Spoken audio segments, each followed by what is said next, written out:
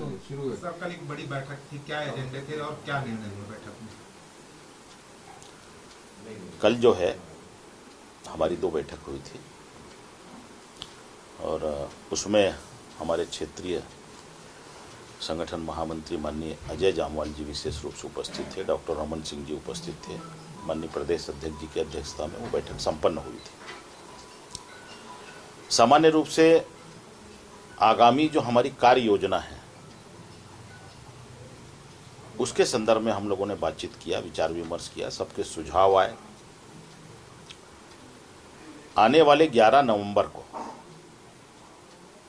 महिला मोर्चा की अगुवाई में बिलासपुर में महिलाओं का एक बड़ा प्रदर्शन भारतीय जनता पार्टी करने जा रही है और जो हेतु है उस प्रदर्शन का जो प्रमुख बिंदु है वह है छत्तीसगढ़ में भूपेश सरकार ने कहा था कि हम पूर्ण शराबबंदी लागू करेंगे। शराबबंदी 4 साल बीत गए, अभी तक लागू करना तो दूर है, उसकी चर्चा भी ये सरकार नहीं करती।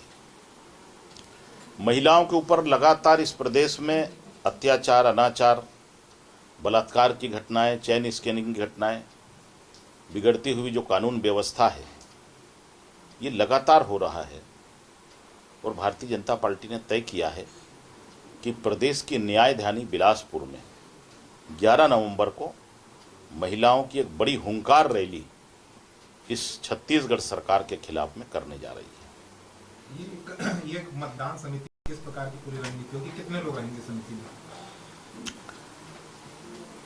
अभी तो प्रदेश में गठित किया गया है, अब जिले स्तर पर भी उसका विस्तार करने की योजना पार्टी की है। जिले की जब बैठक हमारी होगी सभी जिलों में, उसमें इसको अंतिम रूप दिया जाएगा। सभी संभागों में प्रदेश के नेताओं के, हमारे जितने प्रमुख नेता हैं, पार्टी के प्रदेश पदाधिकारी हैं, उनके भी दौरे की योजना बन रही है और उस दौरे में हमारे जितने प्रमुख नेता हैं वो हर विधानसभा क्षेत्रों में जनसभाओं को भी संबोधित करेंगे और कार्यकर्ताओं की बैठक को भी लेंगे। ये कांग्रेस पूरा किस मुद्दे पर लड़ेगी, क्या किसके नेतृत्व में लड़ेगी? और साथ ही साथ ये भी पूछ रही है बढ़ती हुई महंगाई, बेरोजगारी और 15-15 लाख रुपए जो देने की बात कही गई थी, उस पर भाजपा क्यों चर्चा नहीं कर रही? देखिए, ऐसा है, हमारा जो एजेंडा है वो कांग्रेस तय नहीं करेगी। हमारा एजेंडा हम लोग बैठ के तय करेंगे, पार्टी के फोरम में बैठ के तय करेंगे। कांग्रेस ने अपने जो घोषणा पत्र में वादा किया था पहले उसके बारे में जनता को बताया। और रही बात मुद्दे की, हम किन मुद्दों को चुनाव को में लेके जाएंगे, छत्तीसगढ़ प्रदेश में कांग्रेस ही हमारे लिए सबसे बड़ा मुद्दा है। कांग्रेस का जो जन घोषणा पत्र है वो हमारा मुद्दा है, कांग्रेस की सरकार की जो कारगुजारियां हैं वो हमारा मुद्दा है। छत्तीसगढ़ में भ्रष्टाचार, करप्शन चरम सीमा पर है, वो हमारा मुद्दा है। इस प्रदेश में कानून और व्यवस्था नाम की कोई चीज नहीं है, छत्तीसगढ़ अपराधगढ़ बन गया है, वो हमारा मुद्दा है। यहां पग पग में मुद्दे हैं, मुद्दों की बौछार है और ये मुद्दा छत्तीसगढ़ की कांग्रेस सरकार ने हमको दिया है। इन्हीं सारे मुद्दों को लेकर हम जनता के बीच में जाने वाले हैं। तो कांग्रेस स्वयं हमारे लिए एक मुद्दा है छत्तीसगढ़ में।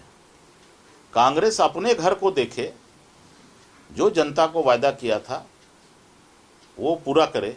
हम मुख्यमंत्री जी से पूछना चाहते हैं, इस 4 साल में जितने जिलों का उन्होंने दौरा किया है इस प्रदेश में, कितनी घोषणाएं उन्होंने की हैं और कितने घोषणाओं को उन्होंने पूरा किया है? उन घोषणाओं के लिए क्या बजट में राशि आवंटित है? जिन घोषणाओं को उन्होंने किया है जिले जिले में दौरे में, भेंट मुलाकात में, क्या उनके लिए भूमि पूजन किया है उनका? और जब भूमि पूजन ही नहीं हुआ है तो लोकार्पण कब होगा? ये सारे मुद्दे हैं। कांग्रेस का जो झूठ और फरेब है इस छत्तीसगढ़ में, वो हमारे लिए सबसे बड़ा मुद्दा है। देखिए, छत्तीसगढ़िया ओलंपिक बिना तैयारी के हो रहा है। जहां जहां छत्तीसगढ़िया ओलंपिक किया जा रहा है भारी अव्यवस्था का आलम है। ये सिर्फ पेपर में एडवर्टाइज दिया जा रहा है। अगर उस पेपर के एडवर्टाइज के राशि को व्यवस्था में लगा देते तो शायद व्यवस्था हो जाती है। कोंडागांव में घटना हुई, बच्ची की मौत हो गई। धर्मजयगढ़ में घटना हुई, आप ही बता रहे हैं कि फिर एक घटना हो गई। ये घटना तो जो प्रकाश में आया है वो है, ऐसी अनेक घटनाएं हो रही हैं। खाने की वहाँ व्यवस्था नहीं है, कोई मैदान की समुचित व्यवस्था नहीं है, उनके आवास की व्यवस्था नहीं है जो खिलाड़ी गए हैं, उनके इलाज की व्यवस्था नहीं है, फर्स्ट एड की व्यवस्था नहीं है। तो जब इनके पास तैयारी नहीं है तो मैं समझता हूं कि बिना तैयारी के इस प्रकार का आयोजन नहीं करना चाहिए। सर्वे में नंबर 1 फिर।